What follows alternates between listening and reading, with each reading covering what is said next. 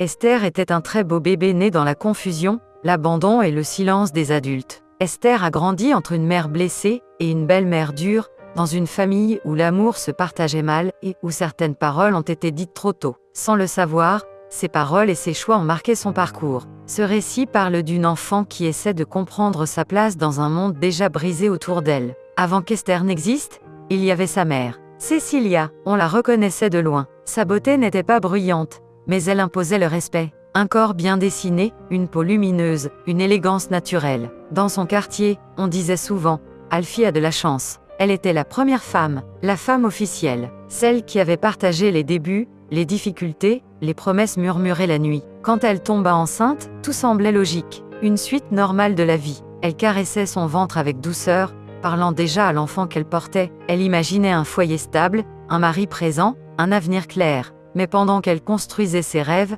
Alfie s'éloignait. Les absences devinrent longues, les silences lourds. Puis un jour, la vérité tomba comme une gifle.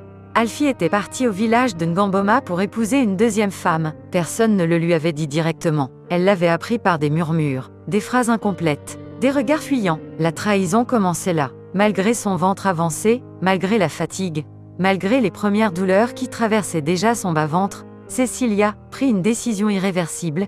Elle allait à Ngamboma. Elle monta dans un bus poussiéreux, serré entre des inconnus, tenant son ventre comme on protège un trésor fragile. Chaque secousse lui arrachait un gémissement qu'elle étouffait par dignité. Elle n'allait pas se battre, elle voulait comprendre, elle voulait parler à son mari. Mais à son arrivée, elle ne trouva ni excuse ni explication. Alfie ne l'attendait pas, il était déjà parti. Il avait pris l'avion avec la deuxième femme. Cécilia resta là, seule. Les contractions devenaient plus fortes. La douleur ne demandait plus la permission. L'abandon était total. C'est dans ce village, loin de tout repère, que la vie força le passage. Sans son mari, sans soutien, sans protection, Cécilia mit au monde une petite fille. Quand le bébé poussa son premier cri, quelque chose changea dans l'air. Les femmes accoururent, les enfants se faufilèrent, même les anciens sortirent de leur maison. L'enfant était d'une beauté saisissante, brune, des traits fins, un regard déjà profond. « Waouh » murmura-t-on, on l'appela Esther. Ce prénom devint rapidement un écho dans tout le village. On venait la voir, la toucher,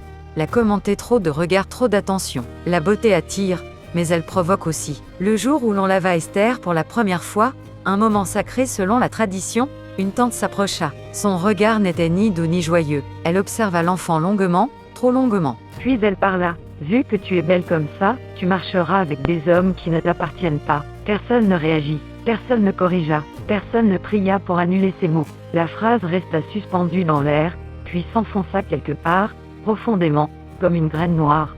Cécilia frissonna sans comprendre pourquoi. Après quelques jours, Cécilia quitta le village avec son enfant. Elle retourna dans la maison où vivait désormais la deuxième femme. Son nom était Véro, une femme dure, amère, au sourire tranchant. Pourtant, Cécilia tenta une approche différente. Elle convoqua une réunion. Elle parla calmement, avec sagesse. Nous avons maintenant un même mari. Si nous nous comportons comme des rivales, ce sont les enfants qui souffriront. La division attire la malédiction. Moi, je sais que tu auras aussi des enfants. Les mots étaient justes. Mais Véro n'écoutait pas avec le cœur. Elle hocha la tête, sourit, et garda sa haine. Esther grandissait dans une maison où les murs entendaient tout. Véro servait les enfants. Esther était la quatrième fille. Pendant qu'elle cuisinait, elle murmurait des paroles étranges. Elle cachait des objets. Elle faisait des gestes que personne ne remarquait. Des fétiches. Elle voulait bloquer l'avenir des enfants des autres femmes. Esther, elle, était particulière. Son père l'adorait, il la regardait comme une lumière dans sa vie compliquée. Cela suffisait à nourrir la haine. Chaque matin, Véro maudissait Esther en silence, puis se préparait pour l'église. Elle partait avec Cécilia, la Bible à la main, le sourire large, hypocrite. La maison priait le dimanche, mais elle saignait toute la semaine. Les années passèrent. Esther devint une jeune fille. Sa beauté ne diminua pas. Elle s'affirma, mais quelque chose d'étrange se répétait. Les hommes qui s'intéressaient à elle étaient toujours mariés, toujours indisponibles, toujours interdits, comme une boucle, comme un héritage invisible. Cécilia voyait, elle comprenait sans comprendre, mais elle ne parlait pas. Elle disait seulement, Dieu va agir. Encore et encore, le silence devint une seconde malédiction. Esther ne comprenait pas pourquoi sa vie attirait toujours la confusion. Elle se sentait coupable sans savoir de quoi. Aimer, mais jamais choisi correctement. Désirer, mais jamais protégé. Elle portait en elle des choses qui ne lui appartenaient pas. Des paroles anciennes, des jalousies enfouies, des blessures transmises. un héritage. Cette histoire ne s'arrête pas là. Elle ne fait que commencer, car il y a un moment où le silence ne suffit plus. Un moment où Dieu agit, oui, mais en révélant d'abord tout ce qui a été caché.